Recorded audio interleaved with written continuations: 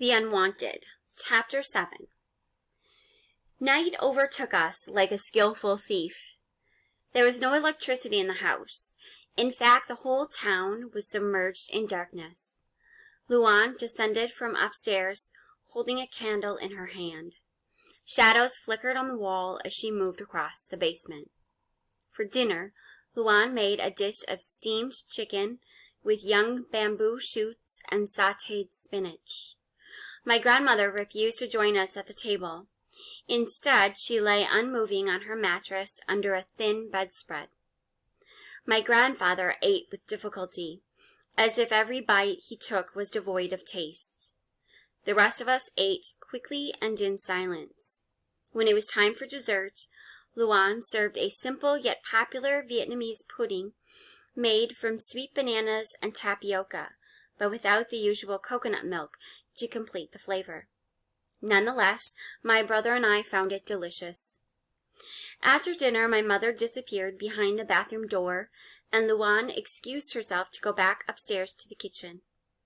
When my mother returned, she looked paler and more anxious than usual. She sat down on her futon, chewing her nails thoughtfully as we moved cautiously closer to her. Seeing us, she smiled and reached out to grab my brother by his waist. Pulling him to her bosom, she touched his newly dark hair and closed her eyes dreamily. My grandmother stirred to face the three of us. "How many did you take?" she asked, addressing no one in particular. "I took them all," my mother replied. "Oh, God," was my grandmother's moan. To get my mother's attention, my brother held her chin in his hand and asked her, "Mommy?" "Yes, darling." "When can we go outside and play again?" "Soon, darling, soon." "Okay." "How do you feel, Mommy?" he then asked. "I'm fine. And you?" "I'm fine, too. Thank you for asking," he answered politely. A moment later, my brother asked her another question with hope in his voice. "May I sleep with you tonight? I don't want to sleep alone." "Sure, if you like. But why? Your bed is only a few steps from mine." "I don't know. Sometimes when I wake up at night, I get scared. Can I sleep next to you, Mommy?" "Anything you want."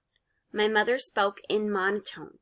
Her eyes were closed, and she looked like she was falling to sleep. "What about you, Kian?" my brother asked. "Do you want to join us?" To my mother, "Can he join us?" His eyes fixed on my face, waiting for her approval. "If he wants to," she answered with little interest. "He does, don't you, Kian?" I nodded. In fact, I dreaded to spend the night alone, awakening in the dark and thinking of the unknown. Jimmy and I took our positions, each of us on one side of my mother's mattress. I put my arm across my mother's belly and felt her falling asleep. As I drifted away, I watched the night pass by slowly through the window. On the ground next to our bed, the candle was still burning. Its light danced in the moving air, making strange images on the wall, like the coming of hell's angels in the coloring book the nuns used to hand out to us in Sunday school. Around 4 a.m, I woke up to the sound of agonizing screams. The basement was submerged in darkness as I jumped up and looked around for my mother. The only light I could see was a tiny beam escaping from the closed bathroom door. Next to me, my brother was still sleeping, his body curled on one side with his knees bent up to his chin. He was sucking his thumb. I searched for my mother, my fear rising. Before I could cry out, my grandfather slipped beside me. His embrace calmed me down. In the dark, his breath smelled like the Jolly Rancher candies. "Quiet, little one," he whispered to me. "Your mother is fine. Go back to sleep with Grandpa." "What happened to Mommy?" I asked. "She has a stomach ache." From the bathroom, my mother's cries tore through the house. I heard a hollow sound like liquid splattering on the cement floor. Falling noises followed. My brother moved for about a moment.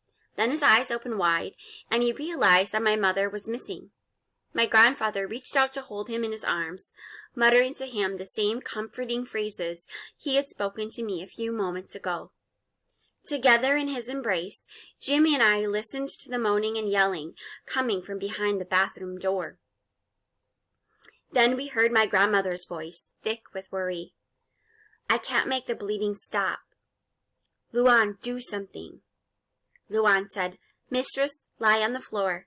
Standing up only makes it worse." "I can't lie down. It hurts too much," came my mother's voice. More gushing sounds, and something hit the floor. My grandfather raised his voice with concern.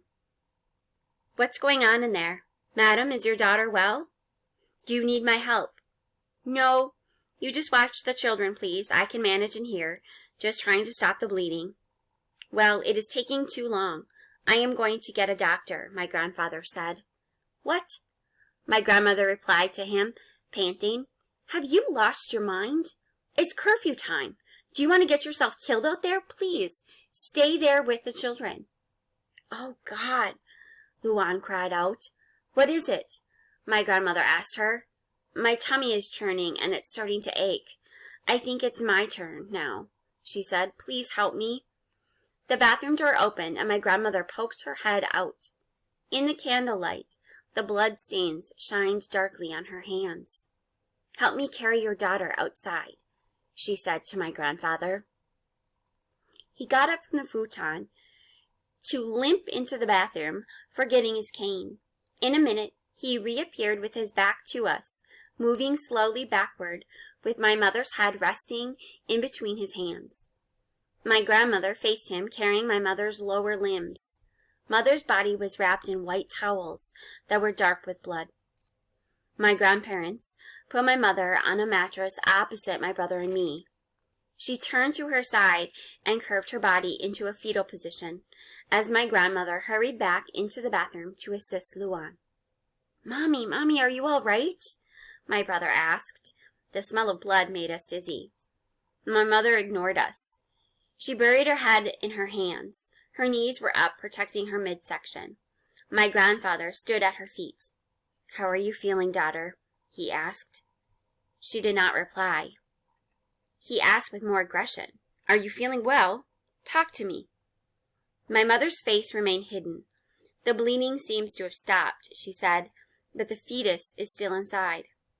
"I see. Get some rest then. Don't think too much about it. We can see the doctor tomorrow." "Maybe," was her reply. In the bathroom, Luan and my grandmother struggled for another hour. Luan never cried out in pain. We heard her occasional grunting and panting, and finally the flush of the commode. My mother lay motionless on the mattress for the rest of the night. Her cramping diminished as the night wore on. We could see her body shake weakly under the terry cloth, and blood continued to seep from underneath her. As morning cast its cheerful light on my mother's bed, she startled. "The drug is no good," she cried out. "The baby is fine. It just kicked me." I could see the relief wash over my grandfather's tired face. My grandmother sank down to her knees, expressing her gratitude to the gods. My mother let out another scream. Her hand curled into a fist, beating her abdomen. "What is the meaning of this?" she shrieked. "That stupid hag and her cheap drug. Why me? Why now? You." She hit her stomach again and again, screaming to the fetus inside. "Why don't you get the hint that I don't want you? Why don't you do us all a favor and just die?" My brother and I watched, unable to utter a word.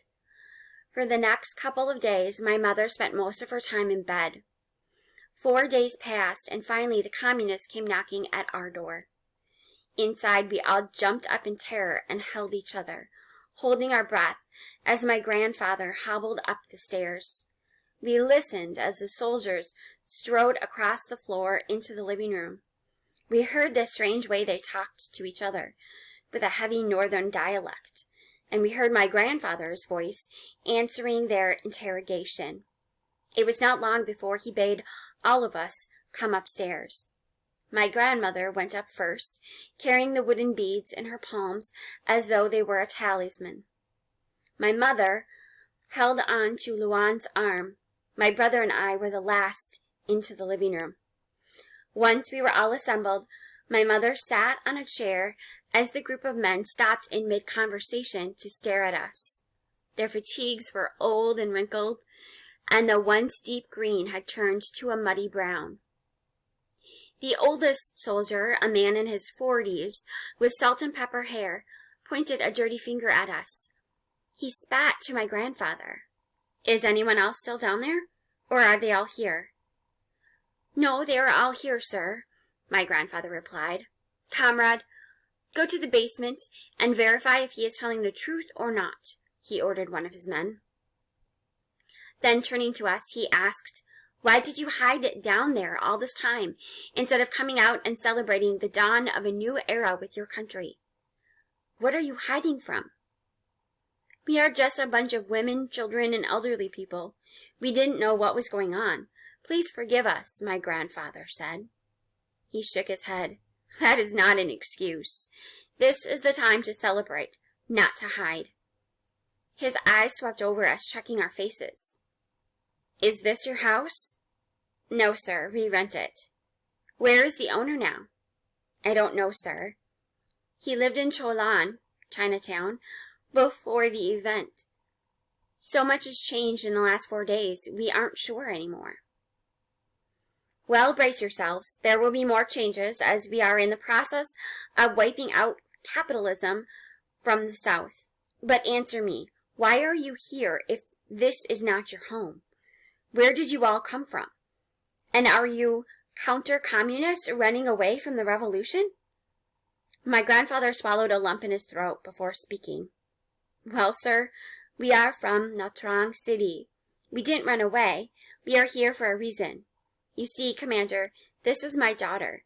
She is pregnant, and because she has had bad complications with her past pregnancies, we took her to Saigon. Because, sir, here she can give birth in Tudu Hospital. We were just being careful. We didn't mean to run away from the revolution.